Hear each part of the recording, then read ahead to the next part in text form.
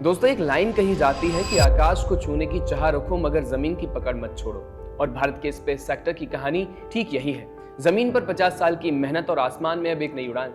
दोस्तों, आज Bharat space sector में नए नए कीर्तिमान बना रहा है और पूरी दुनिया भारत, इसरो और यहाँ के प्राइवेट प्लेयर्स के बन रहे इकोसिस्टम के पोटेंशियल की तारीफें कर रही है। लेकिन सोचिए, अगर आज भी भारत में ऐसा होता कि कोई सैटेलाइट बनाना चाहे, कोई रॉकेट लॉन्च करना चाहे, तो उसे सिर्फ एक ही दरवाजा खटखटाना पड़ता, इसरो का।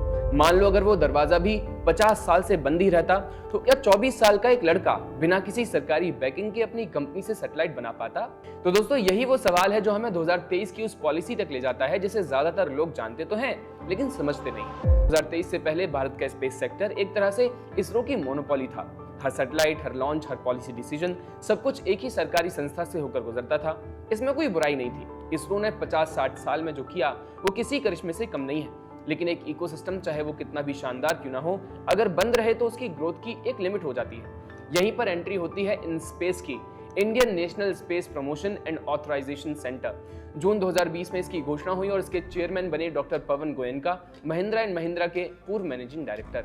और यही वो शख्स हैं जिनकी अगुवाई में बनी 2023 इंडियन स्पेस पॉलिसी, वो पॉलिसी जिसने पूरी वैल्यू चेन, मैन्युफैक्चरिंग से लेकर के लॉन्च तक, डेटा सर्विसेज से लेकर के सैटेलाइट ऑपरेशंस तक प्राइवेट प्लेयर्स के लिए खोल दी। एफडीआई नॉर्म्स लिबरलाइज हुए, कई सेक्टर्स में 100% फॉरेन इन्वेस्टमेंट की इजाजत मिली और यहीं से शुरू हुआ वो ट्रांसफॉर्मेशन जिसे आज हम न्यू स्पेस इंडिया कहते हैं। अब यहाँ एक बात समझनी जरूरी है कि ये वो बात है जो ज्यादातर लोग स्टोरी में मिस कर देते हैं। स्पेस टेक्नोलॉजी कोई आम सिविलियन टेक्नोलॉजी नहीं होती है। जो सैटेलाइट आज मौसम की भविष्यवाणी कर रही है, वही सैटेलाइट कल बॉर्डर पर दुश्मन की मूवमेंट भी ट्रैक कर सकती है। ये ड्यूअल यूज टेक्नोलॉजी है, यानी एक ही टेक्नोलॉजी सिविलियन और मिलिट्री दोनों मकसद से इस्तेमाल हो सकती है। और भारत ने डिफेंस सेक्टर में जिस तरह अपना मिलिट्री इंडस्ट्रियल कॉम्प्लेक्स खड़ा किया है, प्राइवेट प्लेयर्स को हथियार बनाने, पुर्जे बनाने की इजाजत, ठीक ही उसी मॉडल को अब स्पेस सेक्टर में दोहराया जा रहा है। ये सिर्फ बिजनेस की कहानी नहीं है, ये स्ट्रेटेजिक ऑटोनॉमी की कहानी है और इसका सबूत आंकड़ों में साफ दिखता है। अगले 5 सालों में भारत को जो 52 स्पाइस सैटेलाइट चाहिए, उनमें से आधे प्राइवेट कंपनीज बनाएंगी। जरा सोचिए इसका मतलब, नेशनल सिक्योरिटी का इतना संवेदनशील काम अब सिर्फ सरकारी हाथों में नहीं बल्कि प्राइवेट हाथों में भी है। अब बात करते हैं उस 24 साल के लड़के की जिसकी बात मैंने शुरुआत में की थी। एक ऐसे इंसान की जिसकी कहानी इस पूरे ट्रांसफॉर्मेशन के उन तमाम चेहरों में से एक बन गई और नाम है संजय निकांती। साल 2008 चंद्रयान 1 की कामयाबी ने पूरे देश को गर्व से भर दिया था और चेन्नई का एक 19 साल का लड़का जिसे हैम रेडियो का शौक था, उसने यूनिवर्सिटी प्रोग्राम के जरिए अपना पहला सैटेलाइट बनाया। यहीं से शुरू हुआ एक जुनून जो उसे स्पेस टेक्नोलॉजी में डबल मास्टर्स तक ले गया।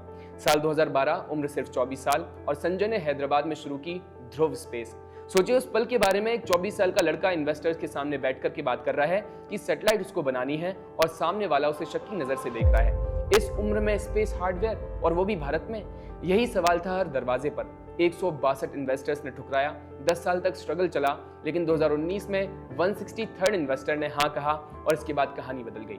नवंबर 2022 में ध्रुव स्पेस का थाईबोल्ट mission 2 amateur radio cube sets ISRO के PSLV C54 पर लॉन्च हुए और ये थे इन स्पेस से ऑथराइज्ड भारत के पहले प्राइवेट सैटेलाइट्स। आज ध्रुव के पास 22 सैटेलाइट्स डेवलपमेंट में है, 450 करोड़ का ऑर्डर बुक है और सोलर एरेज से लेकर के पूरे सैटेलाइट प्लेटफॉर्म तक सब कुछ भारत में बन रहा है। पहला उदाहरण ध्रुव स्पेस का, दूसरा पिक्सल जो हाइपर स्पेक्ट्रल अर्थ ऑब्जर्वेशन में काम कर रही है, तीसरा स्पेस जो भारत का पहला प्राइवेट ऑर्बिटल लॉन्च व्हीकल बना रही है, और चौथा है Agnikul Cosmos 3D printed rocket engine के साथ में। ये कोई इक्का दुक्का कहानियां नहीं है दोस्तों, ये एक पैटर्न है। अब आंकड़े भी देख लीजिए। 2014 में भारत में सिर्फ एक स्पेस स्टार्टअप था, आज 300 से 400 प्राइवेट स्पेस एंटरप्राइजेज हैं। फंडिंग $500 मिलियन पार कर चुकी है। अकेले 2025 में $150 मिलियन आया। NSIL जो इसरो की कॉमर्शियल आर्म है, उसका रेवेन्यू 2021-22 के 322 करोड़ से बढ़कर के 2024-25 में 3246 करोड़ हो गया और पूरा स्पेस सेक्टर आज 50,000 से ज्यादा लोगों को सीधा रोजगार दे रहा है। यही है वो असली कॉन्ट्रास्ट दोस्तों। 2023 से पहले इसरो अकेला प्लेयर था, धीरे धीरे मगर मजबूती से आगे बढ़ रहा था।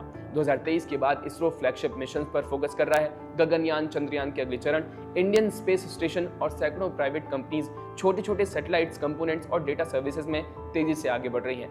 ये कोई मुकाबला नहीं है, ये कोलैबोरेशन है और यही मॉडल भारत को 2030 तक 40 से $45 बिलियन स्पेस इकोनॉमी तक ले जाने का लक्ष्य रखता है। तो दोस्तों, अगली बार जब आप आसमान में कोई सैटेलाइट चमकता देखें तो याद रखिएगा कि वो सिर्फ टेक्नोलॉजी की चमक नहीं है, वो एक पॉलिसी बदलाव की चमक है, एक 24 साल के लड़के के जज्बे की चमक है और एक देश के आत्मनिर्भर बनने के इरादे की चमक है। आसमान अब सिर्फ इसरो का नहीं, हर उस भारतीय का है जिसमें हिम्मत है ऊपर देखने की।